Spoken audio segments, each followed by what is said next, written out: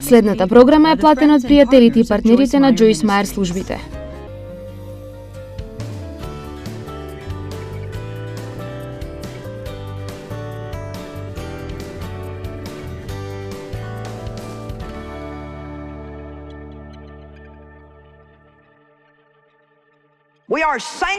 Ние сме осветени. Тој збор значи одделени за специјална и света употреба. Тоа е мојата чаша за овие состаноци и ние не ја користиме за ништо друго. Дали сте со мене? Јас сум единствената која што пие од оваа чаша. Сега, тоа е само мал пример, но таа е одвоена за моја употреба. Иако е само чаша, луѓето имаат почит за мојата чаша. Колку од вас разбираат? Ова е лош пример за оно што Бог ни вели, дека ние сме одделени, осветени за неговата употреба.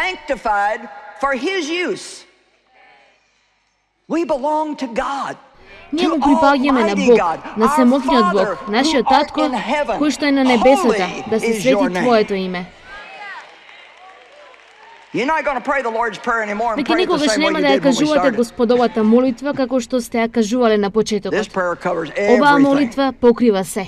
Откровение 4:1-8. Потоа видов и ете, врата отворена, но небото, и првиот глас што го чув да зборува како труба од повик за војна рече: дојди ваму гори, јас ќе ти покажам што ќе се случи во иднина.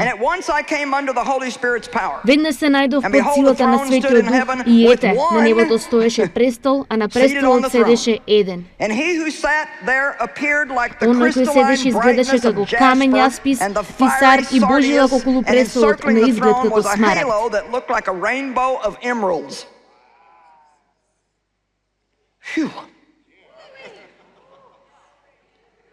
Околу престолот имаше 24 престоли, а на престолите видов 24 седнати старешини, облечени во бели облеки, кои што представува светост, а на главите имаа златни круни, кои што представува да бидеш очистен. И од престолот излегуваа секавици, гласови и грмежи, а пред престолот гореа 7 огнени светила. Тоа се 7-те Божји духови. Тоа не се само сладки зборови. Овие светила гореа, кои што се 7-те Божји духови. И пред престолот имаше нешто како стаклено море слично на кристал. И околу престолот во центарот на секоја страна на тронот 4 живи суштества полни со очи однапред и одназад. Со други зборови, Бог гледа се луѓе. Првото живо суштество личеше на лав, а второто живо суштество на јунец. Третото живо суштество имаше лице како на човек, а четвртото живо суштество личеше на орел што лета. Нема да се преправам дека го разбирам сето ова. Само останете со мене. Секоја од 4 живи суштества имаше по 6 крила, полни со очи наоколу и однатре. Те немаат починка ни дење ни ноќе, велики: Свет, свет е Господ Бог Семокниот, кој беше и кој е и ќе дојде. Ајде, извикајте за вашиот свет Бог вечерва.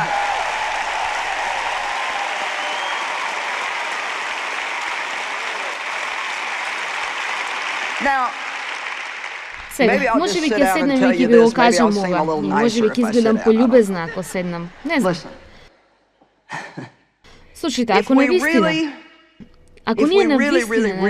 навистина знаеме кој е Бог и колку прекрасен е Тој,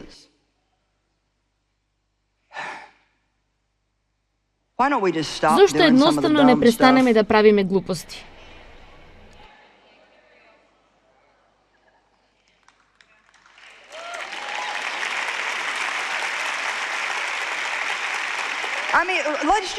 Хајде да почнеме со нешто малку, како например да се потрудиме да не озборуваме.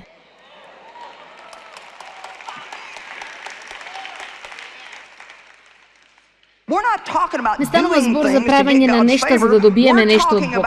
Ние зборуваме за правење на вистинското нешто, бидејќи тој е свет Бог и бидејќи тој заслужува.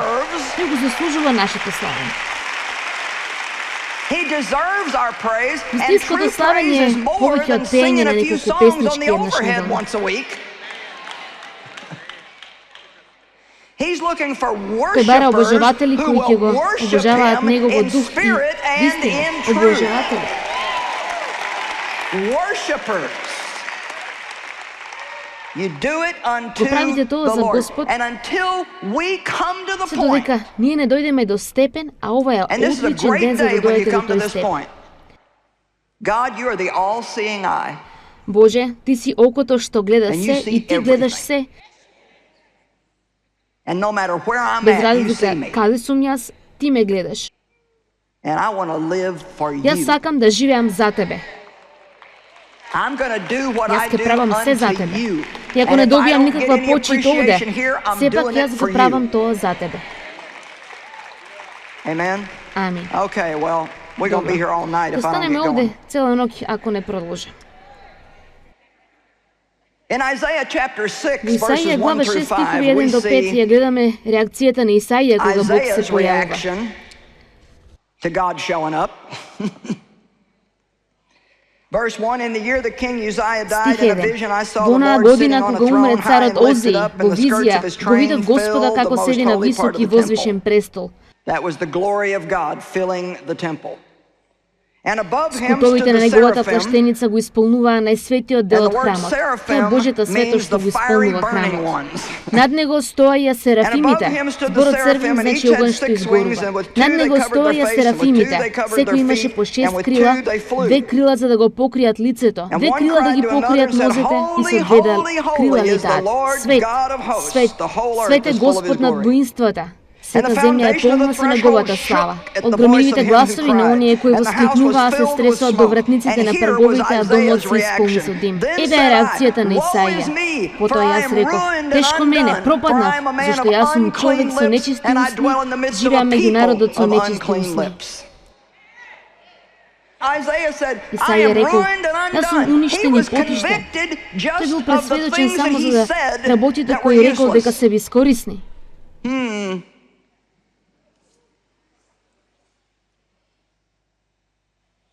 Ако некој започне реченицата Бог е и побара од вас да ја завршите, се прашувам што би рекли луѓето.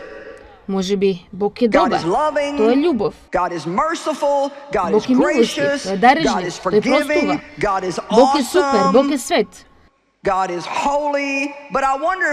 И се прашувам дали некој би рекол дека Бог е застрашувачки. Видите, не многу од вас разбраа и си мислите, но тоа е свет страв. Не се плашам дека Бог ќе ме повреди мене. Се плашам јас да не го повредам Него. Јас не сакам да го повредам Бог. И не сакам да правам работи кои ќе го разочараат Него. Не сакам да му го повредам срцето. Тој треба да се обожава.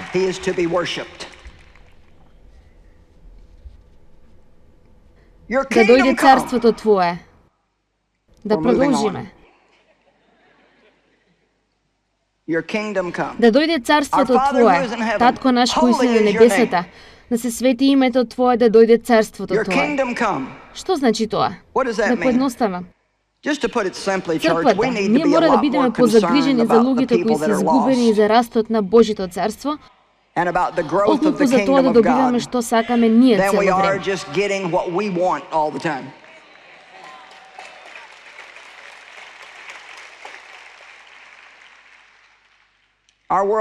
Светот е исполнет со болка и неморал од секаков вид.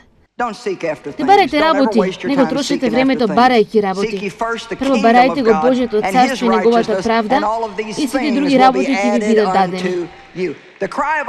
Молитвата на нашите срца треба да биде: Боже, која е мојата задача? Која е мојата задача? Знаете, вашата задача може би нема да биде водеч на славење или пастор, или да го направите ова или собственик на бизнис. Може би вашата задача ќе биде да ги изчистите тоалетите во црквата. Но направете го тоа со насмевка на лицето и заради Бог. Бидејќи некој мора да го направи тоа. Зошто не вие? Амин. Ми се допаѓа кога луѓето ќе ми речат: тоа е мојата задача. Ние мора да знаеме која е нашата задача од Бог. Може би вашата задача сега е да ги растете децата и да бидете одлична сопруга. Може би е да бидете најпрекрасниот татко. Но може би вашата задача е и да најдете некој друго дете во црквата кој нема татко и да го помогнете. Која е вашата задача од Бог? Може би јавна задача, може би многу приватна задача, но што и да правиме во тајно за Бог, ние јавно ќе бидеме наградени. Матеј 6. Одработете го своето за да видите како царството расте. Побарајте од Бог да ви го скрши срцето со условите во светот денес и научите да бидете застапник за изгубените. Знаете, Библијата вели дека целата земја плаче и чека на откупот за Божите синови.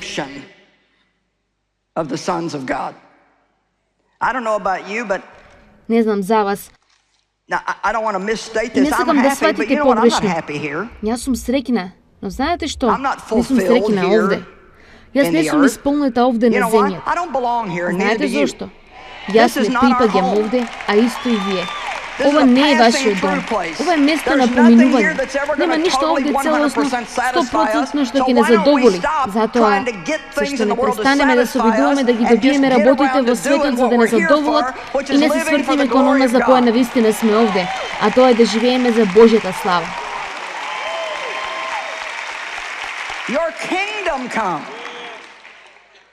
Да дојде царството Твое, да биде војата Твоја, како на небото, така и на земјата. Нека биде војата Твоја. Татко, ако е Твоја волја, отргни ја оваа чаша од мене. Не по моја волја, но секогаш да биде Твојата. Знаете, ние го цитираме стихот цело време. Сите нешто успеваат за добро на оние кои го љубат Бога и се повикани според Неговата цел. Ние само слушаме: сите нешто успеваат за добро. Луѓето само тоа го слушаат. О, да, алелуја, ова ќе успее. За оние кои го љубат Бог и се повикани според Неговата цел, за оние кои копнеат, ја следат и посегнуваат по Божјата волја во нивниот живот, можам да ви кажам, ако вие ја сакате Божјата волја, повеќе од тоа што сакате да дишете, ако поради би умрели отколку да живеете без Божјата волја, тогаш не постои нешто кое нема да ви успее за добро.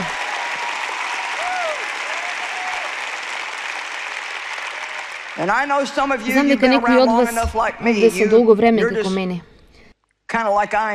Вие сте некако исти како мене и доста ви е од сите нешта на светот.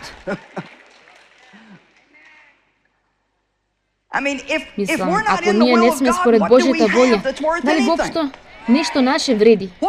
Што ќе добиам ако одам според својата волја? Тоа нема да ме усреќи. Сум била таму и сум го направила тоа.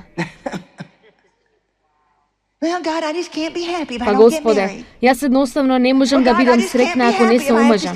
Боже, јас не можам да бидам среќна ако останам омажена.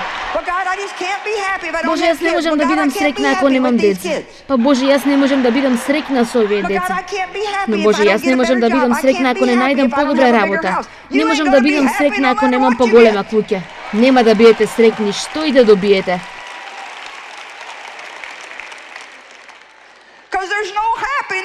Бидејќи нема среќа во предметите. Има само радост во Исус.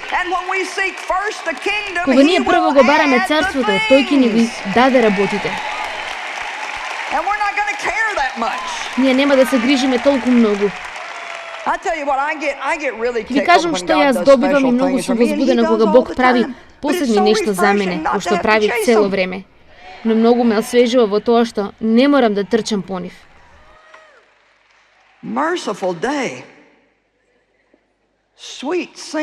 Блажен ден, сладка слободна дамо, не бркај маж.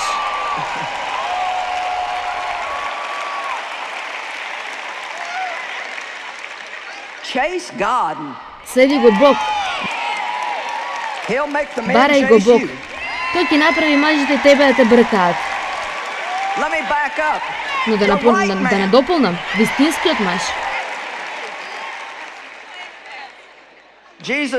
Исус рекол, можеш ли да пиеш од чашата која јас ја пијам?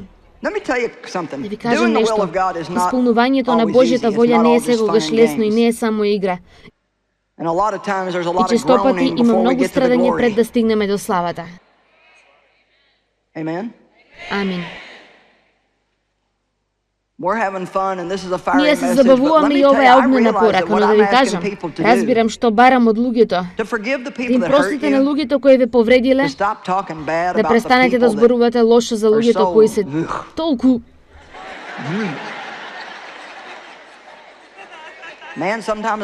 Офле, некогаш морам да си го прегризам јазикот за да ја затворам устата.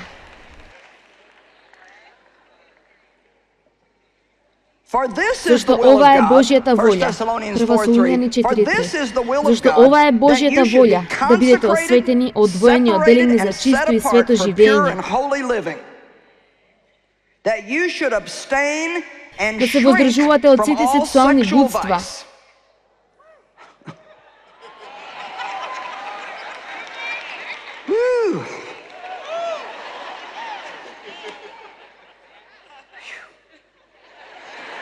Секој од вас да знае како да го држи, контролира и одржува своето собствено тело во светост и чистота, одвоено од нечисти работи и во почит. Не да биде употребено во поход на страст, како народите кои го игнорираат вистинскиот Бог и не ја познаваат неговата волја.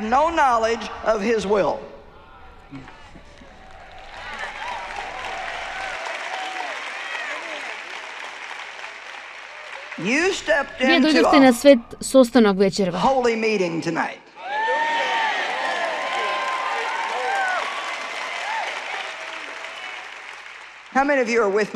од вас се со мене и разбирате дека ако ние не го слушнеме ова заедно со се друго, ќе се вовлечеме во голема неволја.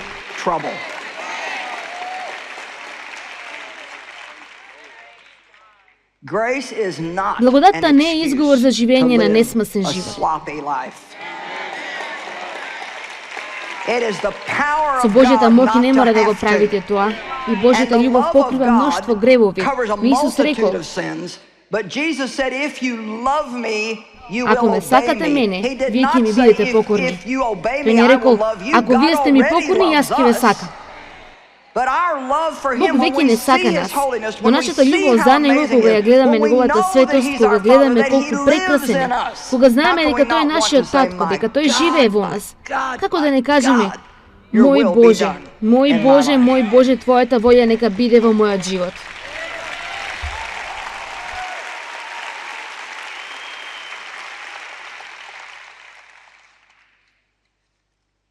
Your will be done. Да биде војата Твоја, како на небото, така и на земјата. Лебот наш насушен дај ни го денес. Jehovah Јире, Бог нашиот снабдувач.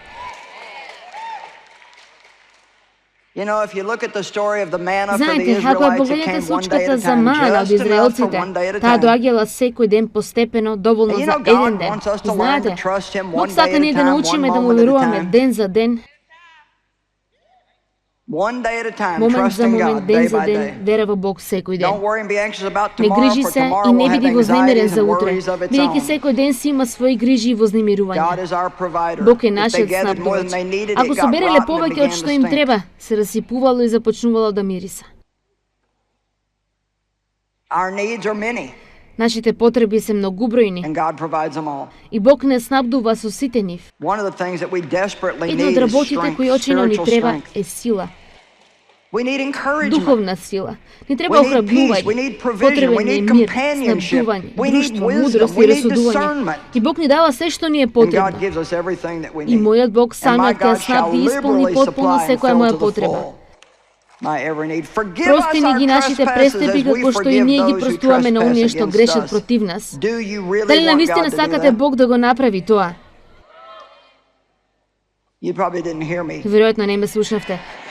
Дали навистина сакате Бог да ви прости исто како што ви им простувате на сите други?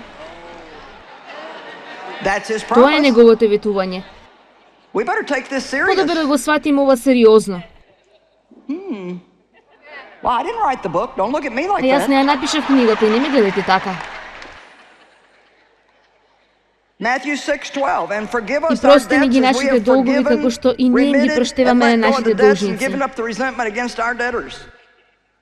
Матеј 6:12. И прости ни ги нашите долгови како што и ние им ги проштеваме на нашите должници. Матеј 6:14-15. Зашто ако вие им ги простите на луѓето нивните престапи, да ги оставите, заборавите, да се откажете, вашиот небесен татко исто така ќе ви ги прости и вам.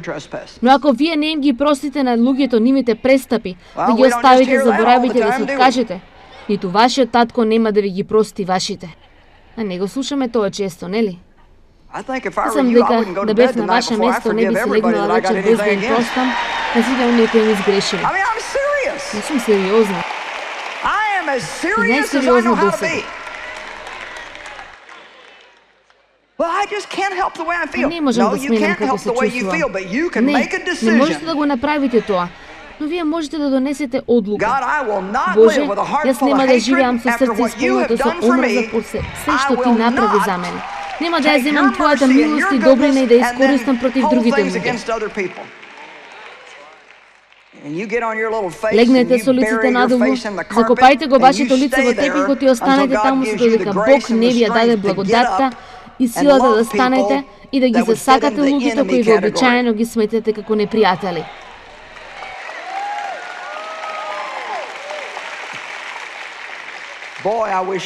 Посакувам да имав уште една вечер. И не воведувај не во искушение, но избавење од лукавиот. Секој ден од животот молете се за тоа. И не воведувај ме во искушение, но избавиме од лукавиот. Ќе ви раскажам брза приказна која ми раскажа една жена минатата недела. Таа ми кажа дека можам да ја споделам. Само нема да го кажам нејзиното име. Ова е жена која е христијанка многу години. Жена во средни години, христијанка која е познава, едноставно долгогодишна христијанка. Но таа имаше мал проблем во срцето. Не се допаѓа нејзиниот сопруг. Таа рече, едноставно не ми се допаѓа и не ми се допаѓа. По брака со него 45 години, но не се допаѓа. Сакам да ме слушате.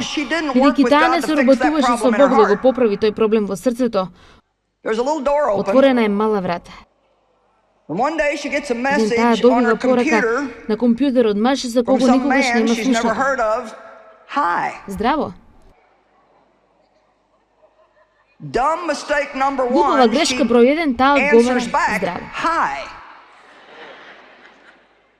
Посудувањето не го прави тоа. Да скратиме, потребно беше долго време, како што реков, таа ми кажа дека, можам да го раскажам ова, овој маж ја измамил за $200,000. Оваа жена е на новородена, крстена во Светиот Дух, оди на црква.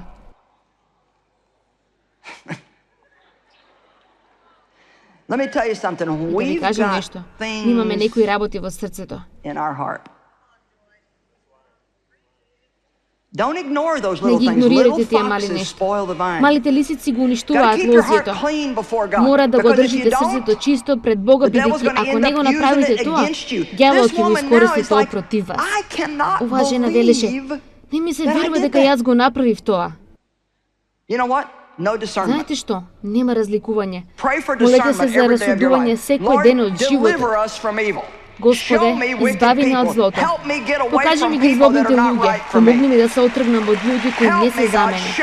Помогни ми, Господе, покажи ми кој ми е навистина пријател, а кој не ми е. Помогни ми да не паднам во искушение. Апостолите заспале од тага, Исус рекол: дали можете да станете и да се молите да не паднете во искушение? Не чекајте се додека не се најдете во неголемото искушение и станете огромен емоционален хаос. Молете се секој ден. Не воведувај не во искушение, но избави не од лукавиот. Зошто? Бидејќи вие сте единствените кои имате моќ да го направите тоа.